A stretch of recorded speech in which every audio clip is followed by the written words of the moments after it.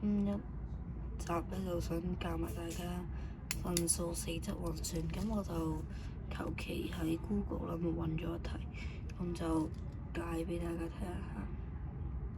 好啦，咁首先就將個約揀咗先啦，5/3乘以1/2啦，咁呢度就寫翻除以1/5先，然之後就等於5/3乘2/x，呢個係1，跟住呢度就係將佢上下顛倒啦，1/5，有冇得約揀呢？係冇嘅，咁就真係等於25/6啦。好啦，咁然之後就將佢哋，因為佢哋兩個加埋唔得噶嘛，呢個係7啦，呢個6，咁就唔得。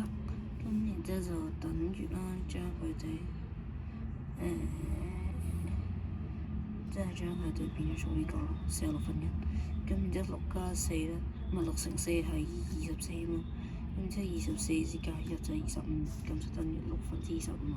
咁如果大家都中意呢啲數學嘅片，歡迎大家 CLSS comment like subscribe 同埋 share。嚟緊我將會直播噶啦，咁啊希望大家多多支持。係啦，下面18有2/5都我唔知做乜嘅，係啦。咁我相循環再用啦，咁所以就用咗之前拍分數乘法同埋分數除法嗰條片咧，就用嗰張紙啊，用嚟寫埋佢。